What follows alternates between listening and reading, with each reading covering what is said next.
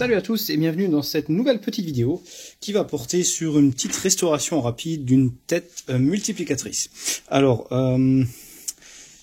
j'ai acheté cette petite tête multiplicatrice en cône morse CM4, donc une brasseur avec ses pinces, donc pareil, donc un peu rouillé, on peut voir un petit peu de travail de restauration. La tige, pareil, rouillée, et la tête en elle-même. Bon, le coffret j'ai un peu nettoyé, encore du nettoyage à faire. Ça se ferme pas, pourquoi ça se ferme pas? Comme ça, voilà. Et donc, ce qu'on va faire, on va la démonter et voir comment ça fonctionne.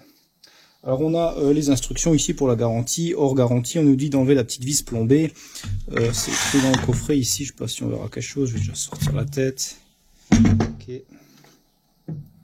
Voilà, donc pour ouvrir la broche brasseur, enlever le plomb de garantie situé sous la tige d'arrêt et dévisser la vis. Pour ouvrir le corps, attention, filetage à gauche, graissage au bisulfure de molybdène. Ok. Donc et ne pas enlever la broche en tapant sur l'arrière du cône. On a une bague d'extraction. Ok. Alors, ce qu'on va voir, c'est comment démonter cette petite tête. Ça va pas être bien compliqué. Surtout pour la nettoyer et la regresser. Alors, on a ici, j'ai déjà dévissé la petite vis et je me dis, attends, je vais faire une vidéo parce que c'est quand même intéressant. Donc, elle est déjà dévissée, rien de spécial. Donc là, elle n'était pas visible. Cette vis est plus profondément dedans. Donc, cette petite vis, voilà. Ok. Une vis M4, il me semble. Elle est noyée par du plomb. Donc, il y a du plomb qui est fondu et lissé dessus. Donc, simplement prendre soit un petit fourré ou un fer à souder pour faire fondre le plomb et accéder à cette vis. Donc ça, c'est pour la garantie et je ne pense plus qu'elle soit garantie. Il y en a une petite vis pointeau. On enlève cette petite vis pointeau. Et ensuite, on est censé pouvoir ouvrir la tête en deux. Ok. Alors pour l'ouvrir, alors ici on a la bague d'extraction, là on peut voir. Ça permet de chasser le cône. Il suffit de prendre une clé, hop, tac, et ça chasse le cône sans taper dessus. Okay. Alors, c'est une tête multiplicatrice de 6 pour 1, donc 6 fois plus rapide ici qu'à l'entrée, à la sortie. On va voir quand on la tourne. Voilà. Et ce qui est cool, c'est que surtout, j'ai les pinces, j'ai quelques pinces avec. Parce que j'en ai une de marque Big qui est bien en SA50, qui est une belle tête, mais qui est une 1 pour 7, mais par contre, je n'ai pas de pince pour cette tête, et du coup, il n'y en a qu'une avec, quoi. C'est la pince de 10, il me semble. Et bon, c'est pas très pratique, et elles sont très difficiles à trouver. Celles-ci m'ont l'air plus standard, à vérifier. Bon, en tout cas, j'en ai. Déjà, il faut les nettoyer parce qu'on peut voir que celle-ci est vraiment bien attaquée. Alors ça, je m'en occuperai séparément. Je vais pas vous montrer ça en vidéo. Celle-ci, ça va. Je vais tout simplement la passer. Je pense que je vais les passer à l'électrolyse. On va voir ce que ça donne. En tout cas, pareil pour la tige là. Peut-être la refaire. Alors c'est un pas un peu particulier. C'est un filetage de M7 par 1. Donc c'est pas du classique. Comme ça se visse là-dedans pour immobiliser la partie là. Voilà, donc ça immobilise ça sur la fraiseuse. Normalement il y a une rallonge avec que j'ai pas. Ça c'est pas bien grave. Voilà. Et ça tourne comme ça. Donc ça fait simplement multiplier la vitesse. Déjà elle n'a pas de jeu. C'est une broche qui a l'air en bon état. Le système est relativement intéressant, pour ça que j'ai voulu le faire en vidéo. Donc là j'ai enlevé ma petite vis qui tient la partie interne ici. Ok. Donc théoriquement ça doit se dévisser, on va remettre ça pour tenir le corps. Alors d'après ce que j'avais lu, ça devait se dévisser relativement bien. Et attention, c'est un pas à gauche. Donc c'est bien précisé. On va essayer avec ça, voir ce que ça donne. Effectivement, ça vient relativement bien, je suis étonné. Ok. Là, ça vient très bien même. Alors attention, il y a des ressorts dedans. Alors rien de bien vilain puisque ils sont pas tendus une fois dévissés. Voilà, super. Impeccable. On peut voir est-ce qu'on voit bien la caméra. Ouais, super, c'est pas mal.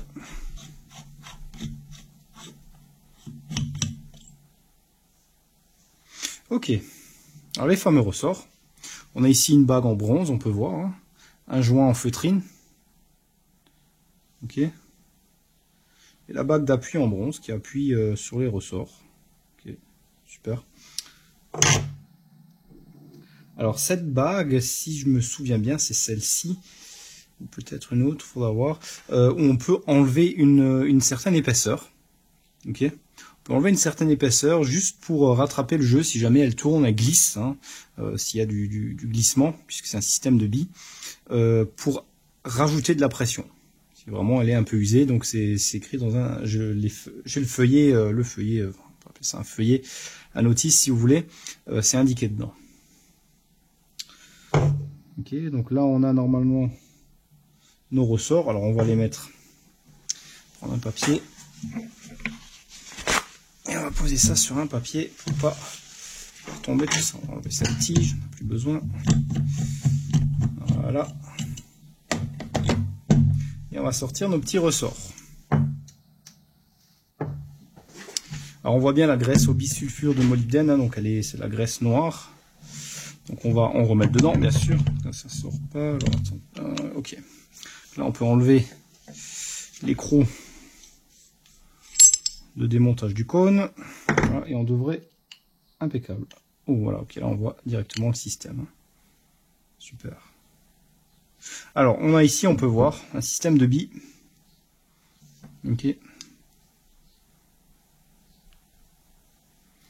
c'est les billes qui font tourner en fait comme un gros roulement. Il y a 3 grosses billes.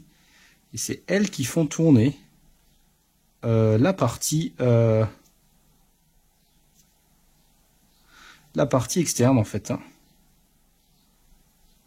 Vous voyez, tourne à vide. Si on appuie dessus, ça tourne. Très intéressant. Alors les billes tombent bien sûr évidemment.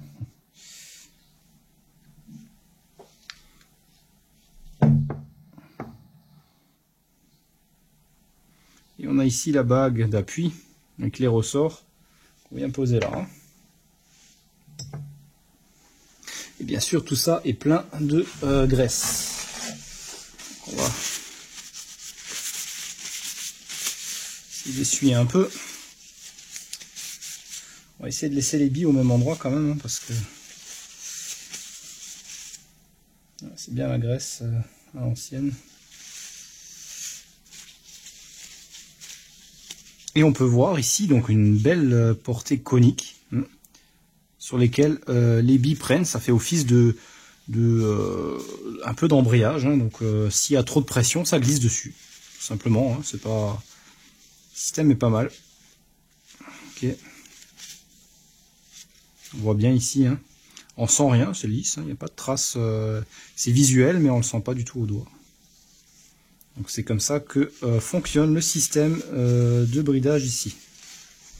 Et à l'intérieur, si on enlève une des billes, on peut voir qu'en bougeant les billes, ça nous fait tourner une portée de roulement qui fait tourner la partie du milieu. Vous voyez? Voilà. Tout simplement comment ça fonctionne. C'est vraiment pas compliqué. Pas mal. Et on a 2 roulements ici. Hein. Okay. Ah, finalement, le graissage n'est pas si mauvais, hein, il est encore bien, c'est bien graissé.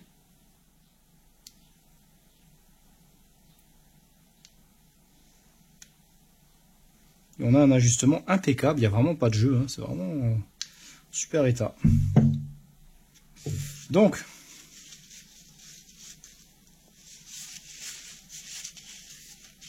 alors on va sortir les billes. Oups. C'était là, toi.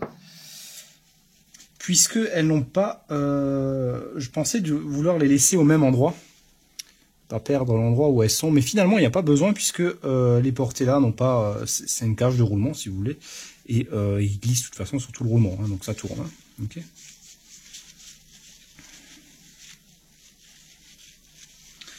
On peut dire qu'il n'y a pas grand chose là-dedans au final. Hein. Il n'y a pas grand chose, alors on peut encore démonter ça, mais c'est pas du tout nécessaire. Hein. Ça c'est le roulement qui est en parfait état, il n'y a vraiment aucune usure notable, hein. Donc je vais pas démonter ça. On va juste nettoyer le tout. Hein. On a ici la bague, oui. Donc qui tient les pinces ici. Ok. Bon bah le but ce sera surtout de changer la graisse. Ok. et nettoyer la rouille, parce que ça c'était le premier truc que je voulais faire. Donc enlever toute cette rouille, parce qu'il y a quand même une bonne quantité de rouille là-dessus là. Alors là on a encore une petite rondelle en bronze ici tout autour, hein. Et je pense que c'est cette rondelle là qui est à modifier, qui va permettre de visser plus loin pour mettre plus de pression. À mon avis c'est ça le truc, hein. Et là on a cette même portée. Ok. Voilà, on peut voir.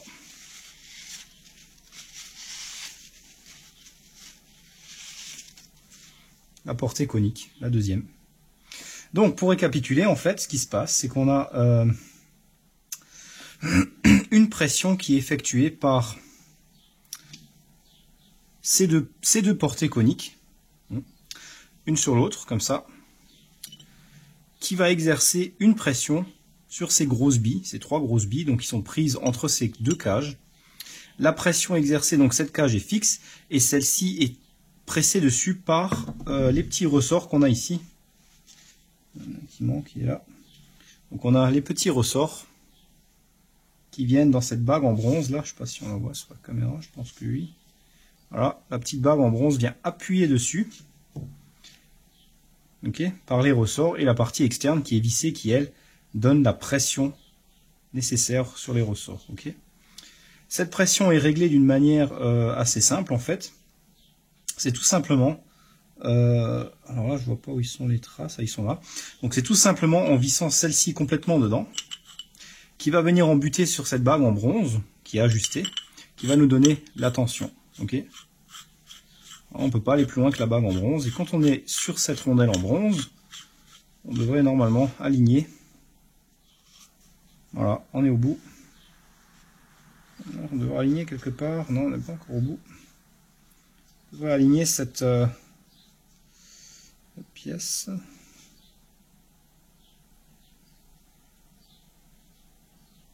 Bon, je vois pas de trace. Voilà, l'alignement est ici.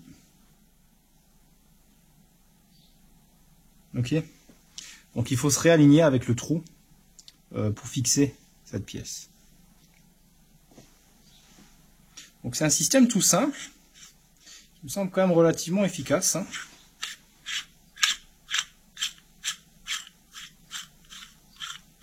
Voilà, donc petit démontage, petite restauration intéressante. Donc là la portée aussi elle sort, on peut la sortir. Je vais la sortir pour nettoyer bien sûr. Donc ces billes du coup, quand la broche tourne, on peut voir elle est indépendante de la petite broche, elle tourne librement. Fait tourner donc ces billes qui font tourner à leur tour la partie interne, voilà, qui est dedans là. Ok. Donc ces billes sont mises sous pression vers le milieu puisque c'est conique, hein, et font tourner la partie centrale. Ok. À condition que cette partie soit fixe bien sûr, ce qui est tout à fait logique. Hein, si celle-ci tourne avec, fonctionne pas. Donc de ce fait, si on a trop d'efforts sur la broche, elle va simplement glisser, les billes vont glisser, ça va tourner à vide sans créer le moindre souci de casse ou de quoi que ce soit. Hein. Donc ça c'est vraiment un bon système. Et on a donc l'ajustement du jeu avec la grosse pièce ici, hein. C'est pas mal aussi. Et c'est vraiment intéressant comme système quand même, hein, parce que c'est assez étonnant que ça glisse pas avant. C'est vraiment pas.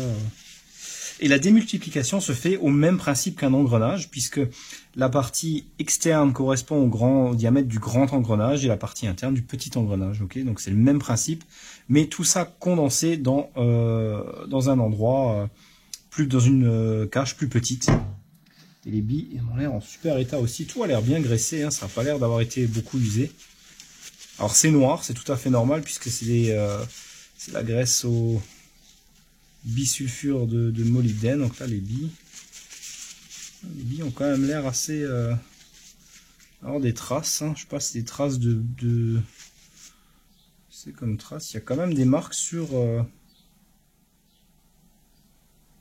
les billes là, je vois, hein.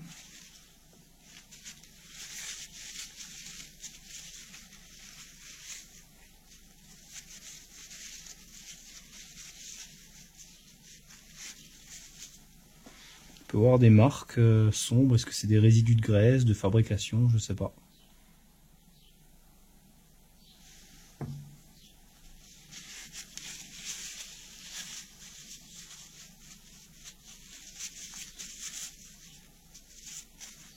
Ok, bon, bah ça me paraît... Bon, je pense pas que c'est brûlé, à mon avis ça va être des restes de graisse, en tout cas c'est pas brûlé. Hein. Ça n'a pas l'air du tout.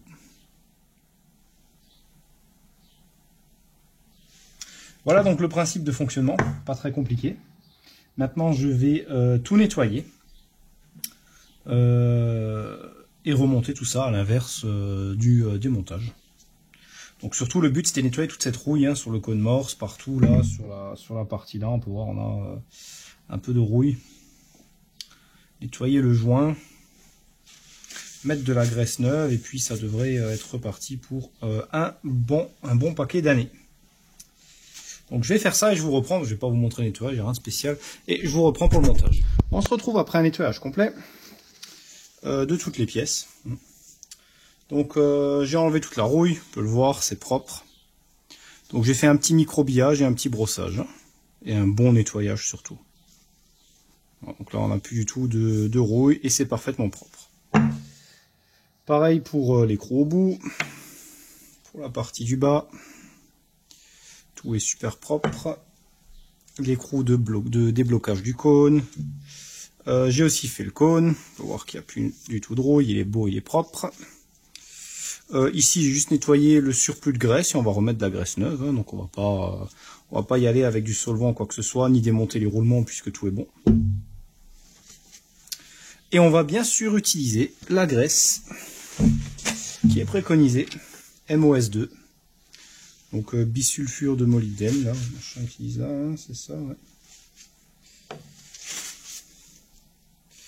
Ok. Donc on va remonter tout ça dans l'ordre. Essuyer le reste de nettoyant. Donc ça c'est la partie qui vient là-dedans. Les feutres. Alors je les ai juste essuyés, hein. Les feutres de toute façon ils sont en bon état, il n'y a pas de souci. On va les remettre en place. Inutile de les faire tremper pour les avoir tout propres, ils vont nous être plein de graisse, c'est une graisse de toute façon qui est noire, donc voilà, super. Ok. Le suivant.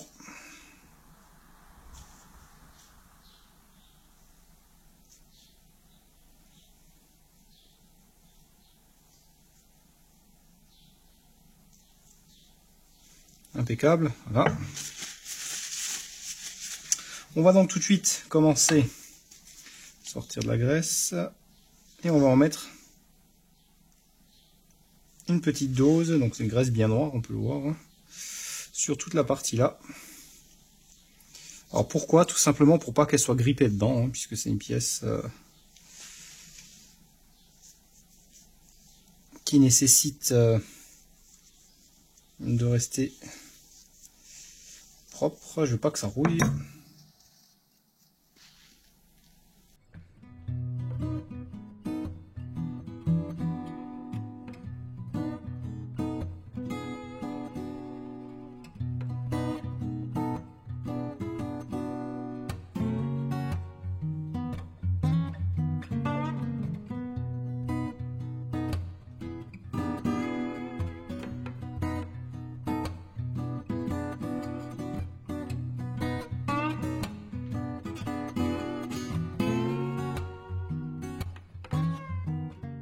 On va enduire un peu sa petite bague en bronze, même si c'est pas vraiment une nécessité.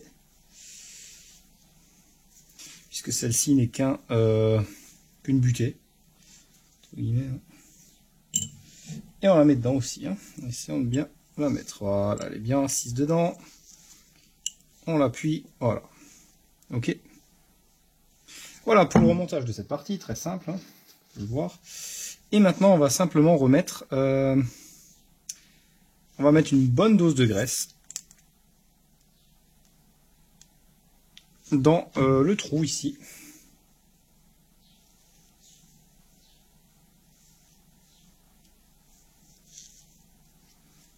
pour les billes.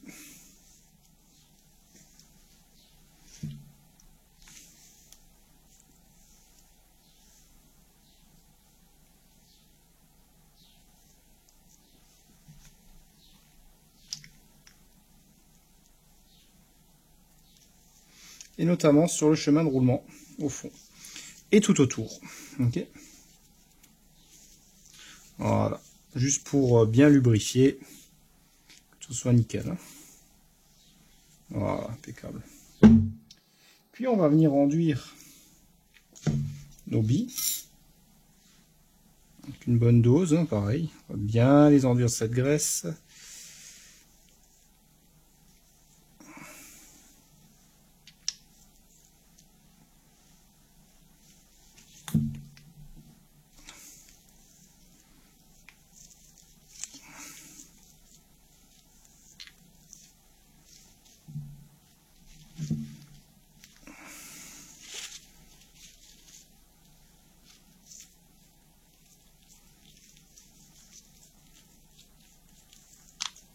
Voilà.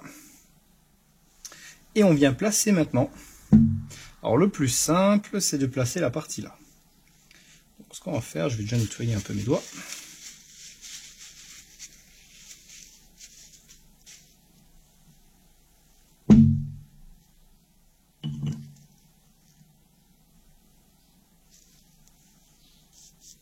Et on vient placer la coupelle ici.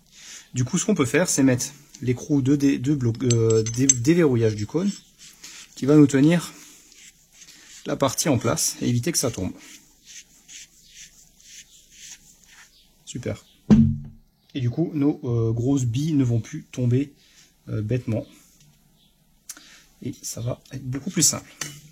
Alors, on va maintenant enfiler la partie, le deuxième cône ici. On va voir qu'il est bien propre. Vérifier, on passe un coup de chiffon encore, comme ça on est bien sûr. Voilà. Puis on l'enduit, pareil.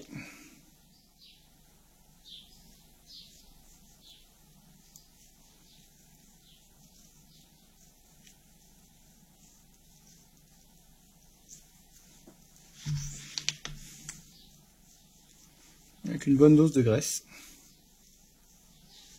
Et on vient le placer dedans. Ok. On vient maintenant placer la bague en bronze avec les ressorts. Petit coup de graissage, voilà, elle vient là-dessus. Et on vient placer tous nos ressorts.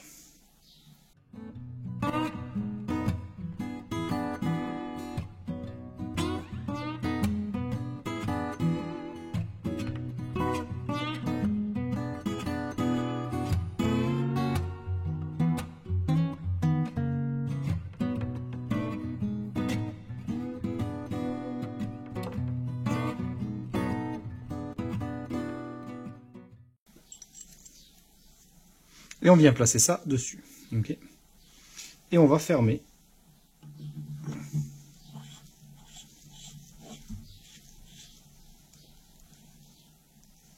Sans oublier bien sûr que c'est un pas à gauche. Bon, moi je vais changer de gant. Et je vais fermer ça. Voilà, on va donc fermer maintenant tout ça. Et voir comment ça se passe pour mettre la petite vis. Tout mettre ici, hop. On va essuyer déjà le surplus de graisse ici. Ça s'évitera déjà. Montage. Alors la barre, je ne l'ai pas nettoyée parce que je pense que je vais vraiment la changer. Elle est vraiment très très rouillée, en plus pliée dans tous les sens. Donc je vais juste l'utiliser pour le montage, mais j'en fabriquerai une autre. J'ai également pris soin de nettoyer ici, comme on peut voir, la rouille. Donc vous voyez, il y avait de la rouille très épaisse. J'ai donc passé un coup de microbillage et fait au mieux. Bon, bah, elles seront utilisables, il n'y a pas de souci. Et elles rentrent parfaitement dedans. Hop, impeccable. Alors, faut que je voie le type de pince que c'est et peut-être en trouver des neuves. Parce que là-dedans, c'est pas rouillé, heureusement. C'est déjà pas mal. Donc, on serre. Attention, filetage à gauche. On va déjà serrer comme ça.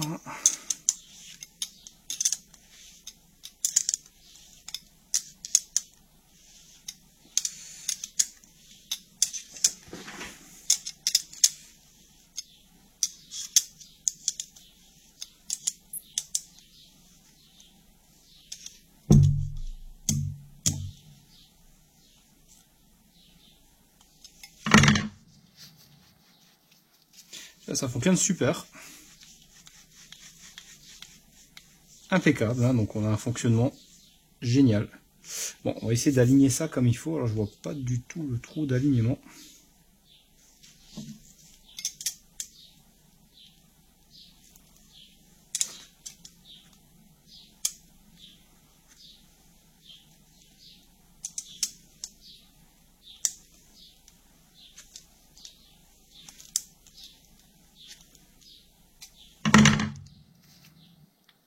Voilà, c'est clairement trop dur, hein, donc il y a vraiment un ajustement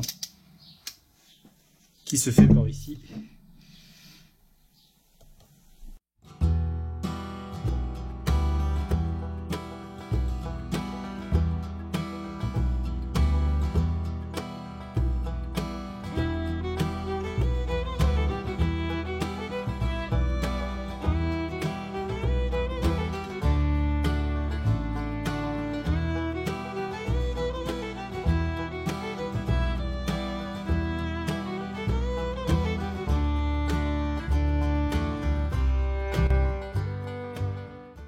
Bon, laissez-moi trouver ça.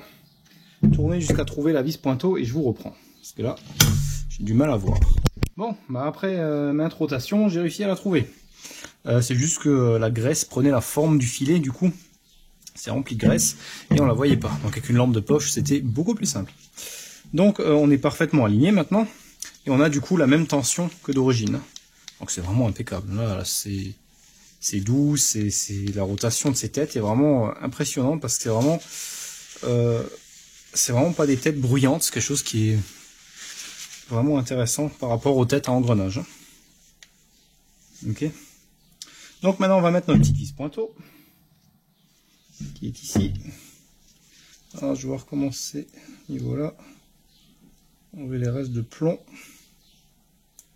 puisque c'est une vis qui était plombée. Ok. Et on va la mettre en place.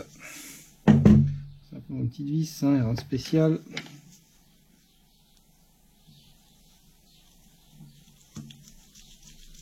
Parfait.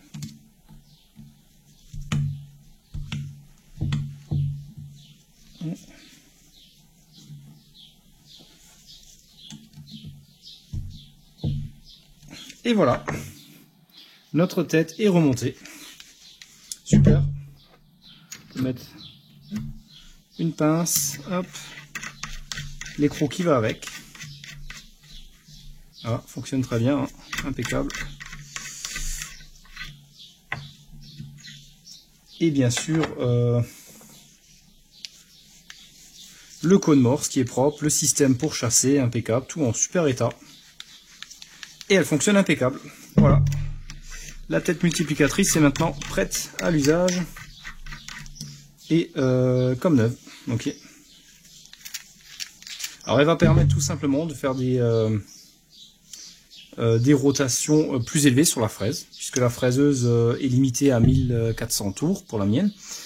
Si on utilise des toutes petites fraises, la rotation est trop faible, hein, donc ou les fraises en pointe, faire les petites gravures par exemple. Là on peut monter ça dans la broche et augmenter nos vitesses pour être à la bonne vitesse de coupe. Ok. Donc c'est tout l'intérêt d'une tête multiplicatrice de ce type. Et on peut également l'utiliser pour des petites meules. C'est aussi un usage qu'on peut en faire. Parfois les petites meules, on a des petites meules pour faire des petites rectifications. Ça peut servir aussi. Voilà, en tout cas un beau matériel. En très bon état. C'était très rouillé sur le pourtour. Hein, voilà, bon bah c'était, on va dire, c'était surtout interne. Hein, l'externe, il n'y a pas de souci. Hein, surtout l'externe, je veux dire, pardon, pas l'interne. L'interne était en très bon état. Et là, on a une tête qui est quand même propre et largement utilisable. Alors, comme dit, j'ai la grosse tête Big de marque Big, mais j'ai vraiment qu'une seule pince et les pinces en neuf sont extrêmement chères. C'était plus avantageux de trouver celle-ci. Et en plus, j'ai remarqué que la broche a du jeu. Alors qu'ici, c'est impeccable, il n'y a pas de souci. Elle est en très bon état. Il me reste donc plus qu'à restaurer maintenant la boîte. Alors la boîte, il n'y a pas grand chose à faire, ça juste la nettoyer et elle est un peu décollée sur le fond là. Voilà, donc ça il faut refaire un bon nettoyage. J'ai déjà nettoyé le dessus, c'est déjà plus propre que ça l'était. Et refaire cette petite cette petite barre parce que celle-ci elle est vraiment pas géniale. Alors comme dit il y en avait deux, normalement il y a celle-ci et ici on peut mettre normalement une rallonge. Donc on peut voir qu'elle a été voilà quoi. Donc je sais pas comment c'est arrivé, est-ce que c'est arrivé sur la tête. En tout cas il n'y a pas de marque sur la tête elle-même. La vis est en bon état. Donc comme dit c'est du M7 par 100. Donc je dois en avoir. Ce qui me semble que c'est le genre de vis qu'il y avait sur les moteurs Renault des années 90. Donc je dois en avoir. Bon, bah si vous avez des questions, des commentaires, ou si vous avez besoin de la notice, par exemple pour ces têtes multiplicatrices, vous tapez tête multiplicatrice brasseur sur Google et vous tomberez sur le premier lien qui me semble est le forum usinage.com. Sur lequel vous trouvez de la documentation. Elle est directement dessus avec les différentes caractéristiques de la tête et l'utilisation. Donc ça c'est disponible. Ou alors vous m'envoyez un petit commentaire, je vous l'envoie par mail. Bon, j'ai pas pu résister à faire un petit test. J'étais en train de travailler sur la fraiseuse, du coup, j'en ai profité d'un changement d'outil pour mettre vite fait la tête à la tête multiplicatrice, faire un petit essai. Alors je pourrais pas faire un essai d'usinage, mais au moins un essai de rotation, parce que l'usinage, comme dit, j'ai encore l'ancienne barre. Il faut que je fasse la nouvelle barre, j'ai pas encore pu la faire. Donc j'ai l'ancienne qui est tordue, rouillée, donc là on va faire une neuve. Et il me manque la rallonge. Donc je vais refaire une nouvelle barre et une nouvelle rallonge parce que là, ça touche nulle part à la fraiseuse. On peut voir que ça passe tout autour, on n'a rien, donc je vais le tenir à la main. Alors on peut le tenir à la main, il n'y a pas d'effort particulier, c'est pas grand chose. Et donc j'ai monté ça dans le code Morse numéro 4.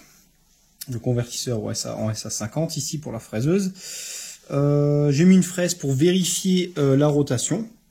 Et comme je m'y attendais un peu, c'est impeccable, ça tourne super rond, il n'y a vraiment pas un centième de jeu, l'aiguille ne bouge pas sur le comparateur au centième. J'ai pas essayé avec celui au micron, mais bon, voilà. En tout cas là, il bouge pas du tout, il n'y a aucun jeu, ni rien du tout, c'est vraiment super précis et en super bon état. Donc ça c'est déjà pas mal, c'est un très bon point parce que alors plus on va petit en diamètre et plus ça va être sensible au jeu et au fourron. Parce que sur une petite fraise pointue par exemple pour faire les gravures, si on a du fourron ou pire du jeu qui génère de la vibration, on est sûr de péter la pointe. Et c'est le problème que j'avais avec la grosse tête Big. La marque Big, elle était quand même un peu... elle avait un peu de jeu et du coup la vibration me faisait à chaque fois casser la tête. Et en plus j'avais qu'une pince, donc c'est pas génial. Celle-ci apparemment j'ai vu utilise des pinces standards, des séries F, alors je sais pas si c'est une F7, peut-être une F8 ou plus gros, il faut que je regarde. Donc je vais essayer de retrouver des pinces neuves. Ce sera pas plus mal puisqu'elles sont pas en super état celles-là. Et la 6 mm est bonne, la 3 et la 5 sont un peu, ou la 3 et la 4 je crois que j'ai, sont un peu, ont pas mal de traces de rouille quand même. Bon, c'est pas bien grave à l'usage, mais si je peux en trouver, je vais en prendre. Donc on va faire un petit essai. Ici on a la partie, on sert juste la partie là pour dégager le cône, hein, on met compte pour pas qu'elle tourne à vide. Et on va faire un petit essai. Alors là j'ai mis une vitesse de 500, alors sur la fraiseuse je suis sur la sélection 529 tours minutes. Ce qui veut dire qu'on sera à 3000 x 6, donc 3156 si ma mémoire est bonne. Si mon calcul est bon surtout. 3156 sur le bas. Donc c'est parti, on essaye.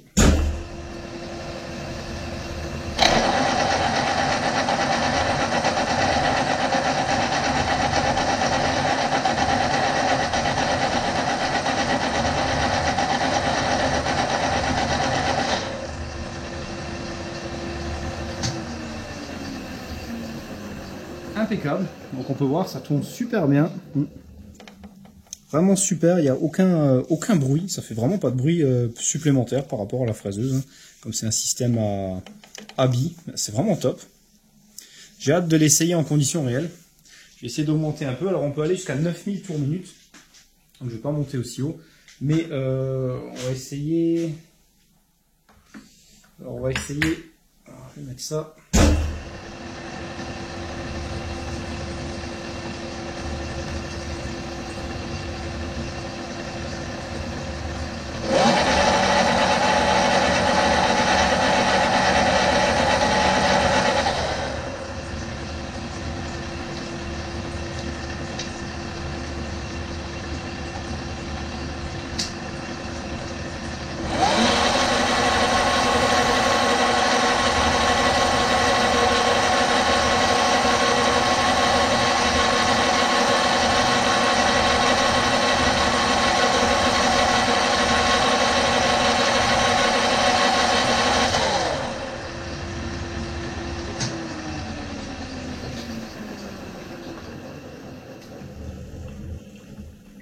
Voilà, donc là on a fait le dernier, j'ai fait 1088, donc 6500 et quelques tours minutes ici, et 1088 à l'entrée. Donc x6 à peu près, bah, c'est pas tout à fait x6, quand on tourne on vérifie, il y a 5, quelque chose.